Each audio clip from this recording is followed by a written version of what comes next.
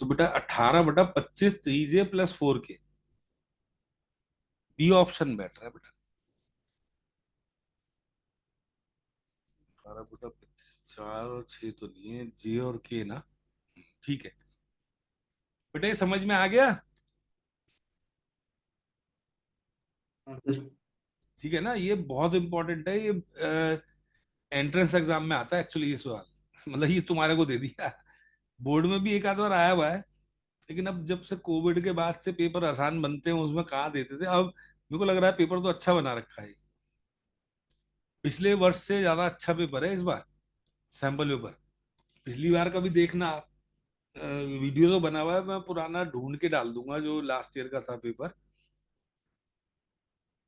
Square matrix है order 3 की, ए का डिटरमिनेंट -2, और ये हमारा, अब आप ये जानते हैं एडजॉइंट ए जो है, इसका जो डिटरमिनेंट होता है एडजॉइंट ए का, दैट इज बेसिकली व्हाट। बहुत ही इंपॉर्टेंट प्रॉपर्टी है, इसके ऊपर तो बोर्ड में वेरी वेरी इंपॉर्टेंट है, सवाल आते ही आता है इसमें। अब इसने उसका भी एडवांस लेवल का सवाल दे दिया, यहाँ 2A कर दिया। अब थोड़ा और बढ़िया हो गया सवाल, देखो कैसे करेंगे। दैट शुड बी 2A की पावर 3 - 1।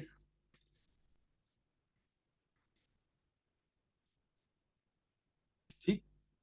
अब दिक्कत ये कि ये 2A है बेटा। अब इसमें एक प्रॉपर्टी और लग रही है।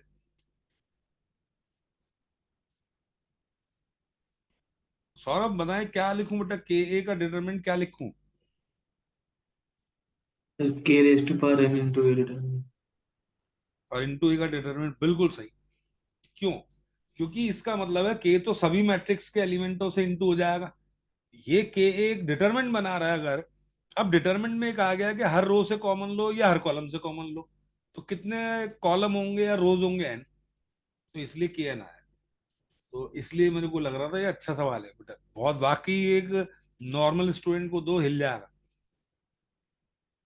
तो बेटा ये पहले तो इसका हिसाब सेटल करो भाई।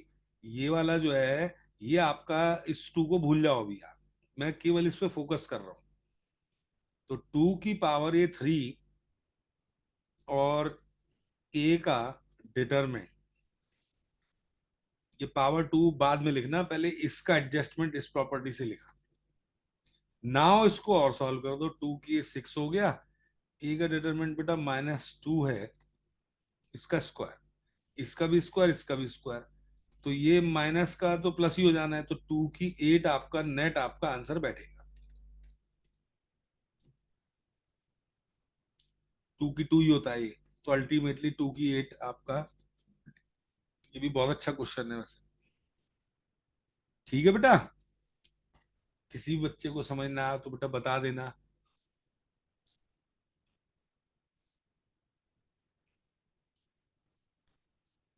प्रॉब्लम मैथमेटिक्स की ये आपको दे रखी है सॉल्व करने की, 3 बंदों को दिया।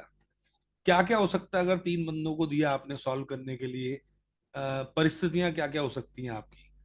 भाई nobody can solve, only one can solve, only any two, या एनी टू कह दो, ऐसे ओनली वन, या एनी वन लिख दूं, एनी वन थोड़ा अच्छा लग रहा है, क्योंकि या तो ए करेगा या बी करेगा सी करेगा, 3 चॉइस कवर होगी। Any one can solve, any two can solve, और ऑल 3 सॉल्व। अब उसने कहा कि भाई तीनों को दी समस्या और वो इंडिपेंडेंट है, चीटिंग वीटिंग नहीं करेंगे, डिपेंडेंट नहीं है कि एक का हो तो दूसरे का भी सॉल्व हो जाएगा, एक का नहीं हो तो दूसरे का नहीं होगा, ऐसा कुछ नहीं। तीनों बच्चे इंडिपेंडेंट हैं, एक दूसरे चीटिंग वीटिंग नहीं करेंगे। प्रोबेबिलिटी चाहिए प्रॉब्लम सॉल्व हो जाए। अब ये हमारा पीडी बना रहा है एक तरीके से, अगर मैं उस कॉन्टेक्स्ट में बात करूं, सक्सेस लूं सॉल्व होने को, तो 0 1 2 3, और दिस इंप्लाइज पीडी थ्योरी के द्वारा P0 P1 P2 + P3 should 1। कि एक एक्सपेरिमेंट जो होता है उसके अंदर जितने भी रैंडम वेरिएबल एग्जिस्ट करते हैं उनकी प्रोबेबिलिटीज का सम वन होना चाहिए, पीडी थ्योरी कहती है। तो भाई अब प्रॉब्लम सॉल्व होने में कौन कौन है, ये भी आ रहा है, ये भी आ रहा है, ये भी आ रहा है, ये सॉल्व में तो तीनों ही आ रहे हैं। आप पर्टिकुलर बोल नहीं रहे कि भाई ऑल ने करा, ये एक ने करा, दो ने करा, तो कौन सा नहीं आ रहा ये। तो अगर मैं इन तीनों को लेना चाह रहा हूं, इसका मतलब सॉल्व है, तो ये पी जीरो उधर ले जाओ, शॉर्टकट बन गया नहीं बन गया, one minus none can solve. ये बताएं बेटा, ये समझ में आई थ्योरी के नहीं? हाँ बेटा, अरम, मृदुल, सौरभ, बेटा बताएं ये समझ में आया? क्योंकि अगर मैं इसके हिसाब से चला, तीन बंदों में एक ने सॉल्व करा, तीन चॉइस बन गई, ए ने करा, बी ने करा, सी ने करा। ए ने करा, बी सी नहीं कर पाए, बी ने करा, ए सी नहीं कर पाया, और सी ने करा, ए बी नहीं कर पाए। तो ये तो फंस जाऊंगा, ये तीन केसेस के और एक के सात केसों की प्रोबेबिलिटी निकालूं और सबको जोड़ूं, तब जाके आंसर करूं, तो मेरा तो पूरा टाइम वेस्ट हो जाएगा और आप लोगों का भी टाइम वेस्ट हो जाएगा। तो एक कॉन्सेप्ट को समझ लो। ठीक है बेटा? समझ आया ये कॉन्सेप्ट के नहीं बेटा? ये शॉर्टकट जो है ये करना पड़ेगा, नहीं तो बहुत टाइम वेस्ट होगा।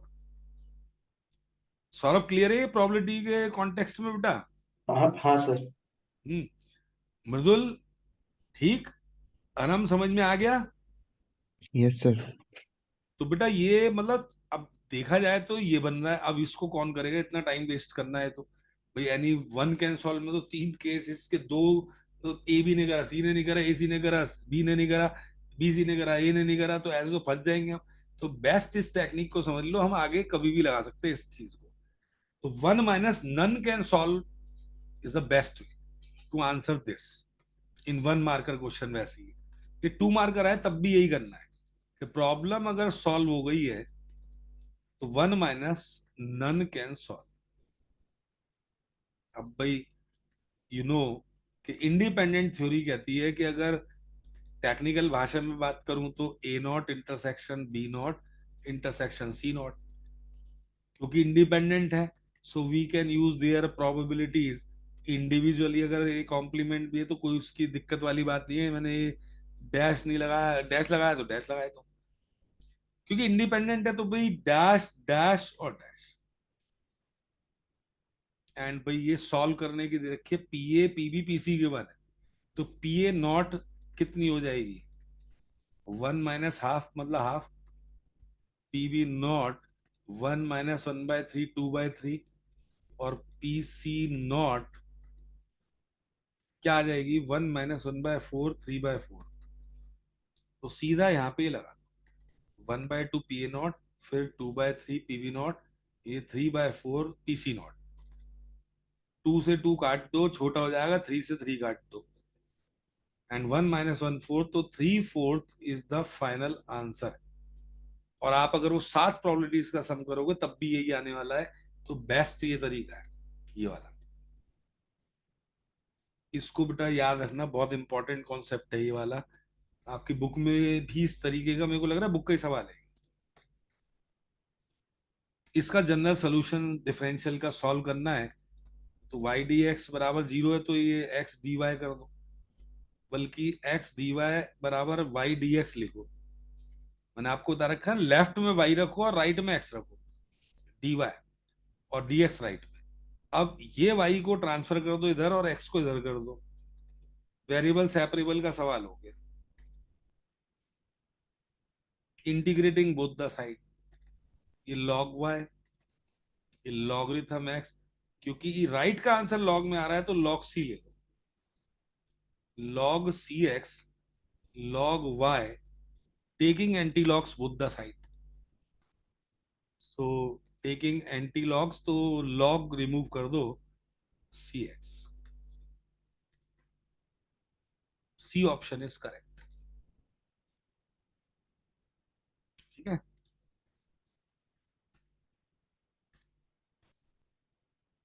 अच्छा, नेक्स्ट है ये,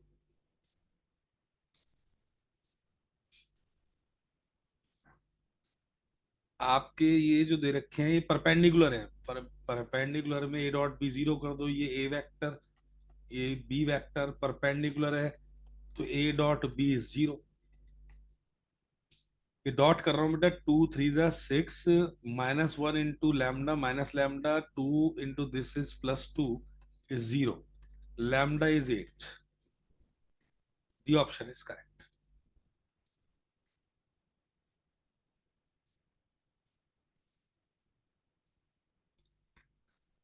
अच्छा, ये मॉड एक्स के बारे में बेटा इसकी थ्योरी समझा दूं। If positive take positive, if negative take negative. Diagram इसका जो बनता है वो ये बनता है, जीरो और मोर के लिए ये, और जीरो से छोटे के लिए ये। और ये शार्प पॉइंट होता है। इस ग्राफ को अपने सीटीएम कर लो माइंड में, एंट्रेंस में भी बहुत क्वेश्चन इससे कनेक्ट होते हैं। तो इस मॉडुलस फंक्शन का, मॉडुलस फंक्शन और एब्सोल्यूट फंक्शन, इसके बारे में लिख लो कि भाई कंटिन्यूस तो होता है एट एक्स बराबर zero, X belongs to R कर दो सीधा, हर जगह कंटिन्यूस है एवरीवेयर, कहीं टूट नहीं रहा ग्राफ, बट नॉट डिफरेंशिएबल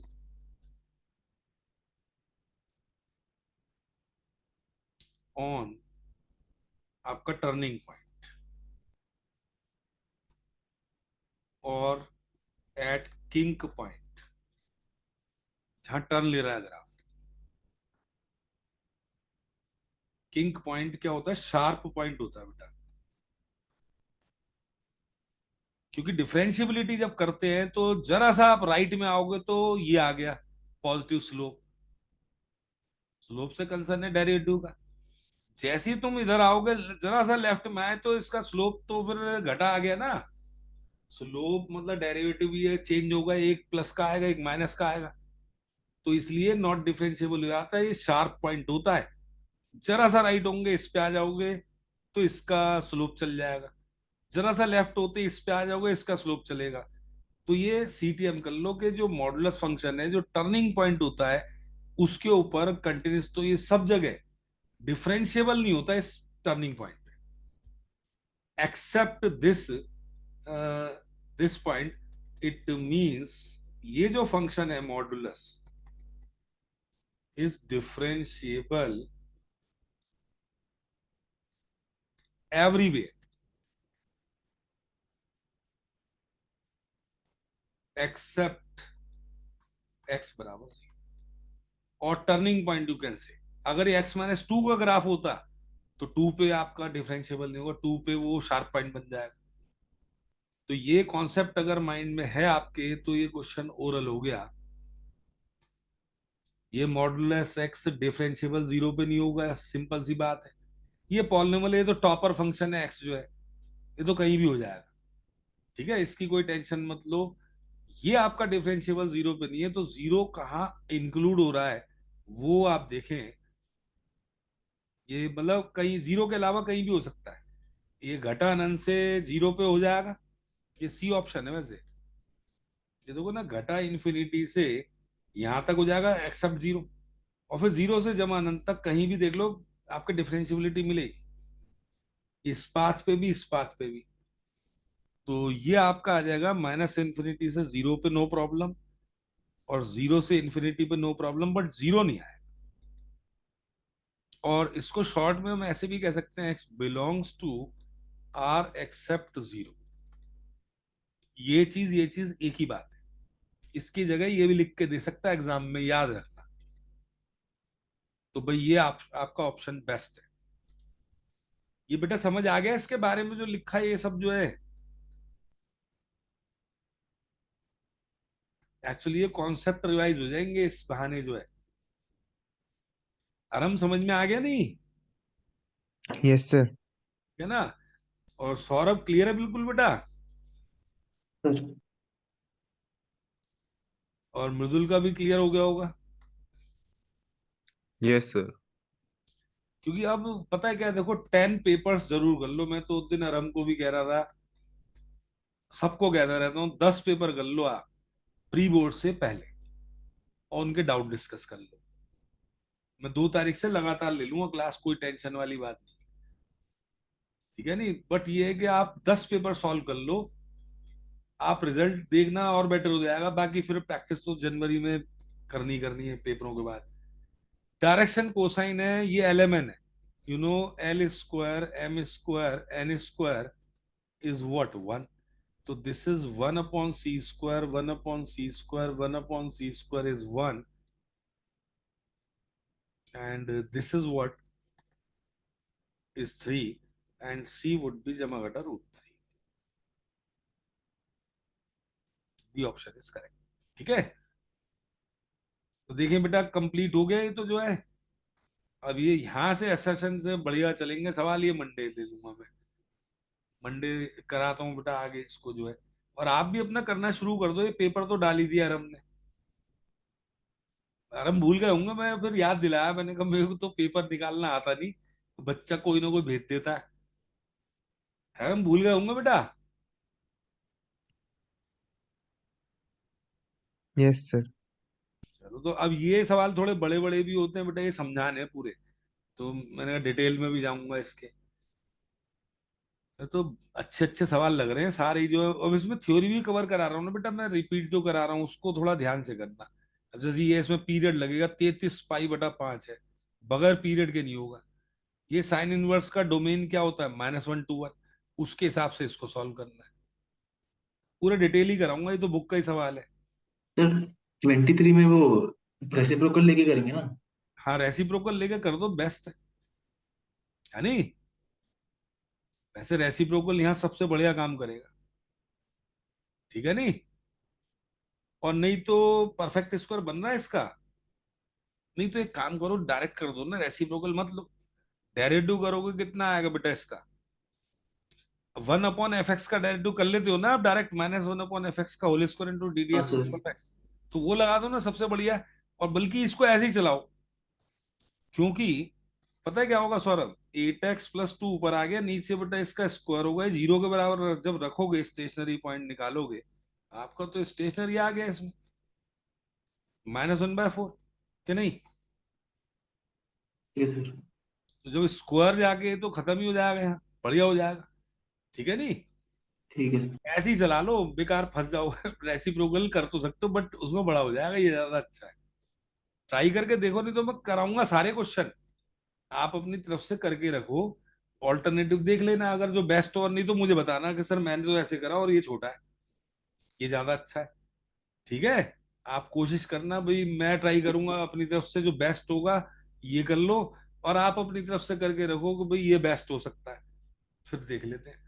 ठीक है नहीं। सर एक चीज और वो पूछनी थी। हाँ, सर एक 3D में एक फॉर्मूला था कि एक लाइन से एक पॉइंट तक का शॉर्टेज डिस्टेंस निकालने के लिए अलग से फॉर्मूला था सर, उसमें क्या यूज करते हैं? ये 3D में हाँ, लाइन, एक लाइन से एक पॉइंट तक का शॉर्टेज डिस्टेंस। एक पॉइंट से एक लाइन का शॉर्टेस्ट डिस्टेंस ही, तो यस बेटा ये सर। तो एक्स्ट्रा क्वेश्चन में इमेज वगैरह कराऊंगा इसके क्वेश्चन जो है, तब होंगे बढ़िया से सवाल। सर है इसका बहुत एक बढ़िया क्वेश्चन है। इसका एक फॉर्मूला दे रखा है सीधा कि A2 - A1 into B cross B by B mod. हाँ, वो तो मैंने परसों कराया तो है वो। तो आप शॉर्टेज एक डिस्टेंस काम का अलग। करना, मैं समझ गया आपकी बात। ये जो है ना डेरिवेशन उसी से कराऊंगा, पैरेलल लाइंस के बीच का परसों का लेक्चर देखना तुम, S D between parallel lines, मैंने यही लिखवाया बेटा, ये A2 - A1। ठीक है, दो पैरेलल लाइंस का हम क्या करते हैं, ऐसे ही तो करते हैं, एक पे पॉइंट मान लेते हैं और उससे परपेंडिकुलर खिंचवा देते हैं, और ये डायरेक्शन ले लेते हैं एक। नो, यही लिखवाया मैंने परसों। Yes sir. दो पैरेलल लाइंस के बीच का डिस्टेंस इसी तरीके से निकाला जाता है बेटा, इसी फॉर्मूले को मैंने परसों लिखवाया है, ठीक है सवाल सर। भी ठीक है। कराया इसका जो है नहीं। ठीक है सर। तुम परसों थे नहीं वो, तभी तो मैं कह रहा था लेक्चर एक बार देख लेते। अभी बहुत कुछ रह गया, वो इनमें कवर कर दूंगा बेटा। लेकिन आप एनसीईआरटी को तो टिंच रखो, उसमें कुछ भी ऐसा ना हो जो आपको प्रॉब्लम हो, क्योंकि एक्स्ट्रा क्वेश्चन तो बहुत कुछ है। और पेपर का स्टैंडर्ड भी अच्छा बना हुआ है देखो। और आप लोग सब एक दूसरे के पेपर ग्रुप पे डाल दो, कोई ना कोई भाई, जब पेपर आ रहे हैं अपने प्रैक्टिस करो उसकी भी। ये मान के चलो प्री बोर्ड से पहले 10 पेपर सॉल्व करने हैं आपने। डाउट्स मेरे लिए को दे देना, कोई टेंशन नहीं, मैं करा दूं। ठीक है। तो बेटा मंडे को करते हैं फिर जो है। और फिर फ्राइडे मैं पूरी ट्राई करूंगा, नहीं तो सैटरडे क्लास लूंगा अगले वीक। एक्चुअली वो ट्यूसडे से जाने का चल रहा है चक्कर जो है, तो फ्राइडे नहीं हो पाई तो सैटरडे ले लूंगा क्लास तुम्हारी डाउट की जो है, नहीं तो पेपर करा दूंगा। और 2 से तो लगातार कोशिश है मेरी। एक्चुअली घर वाले लेके जा रहे हैं ट्यूसडे से सैटरडे तक बैंड बजनी है, मतलब फ्राइडे तक तो कम से कम। ठीक है बेटा। बट ये दो ठीक है तारीख सर। से कोई प्रॉब्लम नहीं है, तुम्हारी क्लास पेपर वालों को डेली रखनी है, खासतौर से 12th की। 10th वालों को तो पेपर मैंने काफी करा भी दी है। ओके बेटा।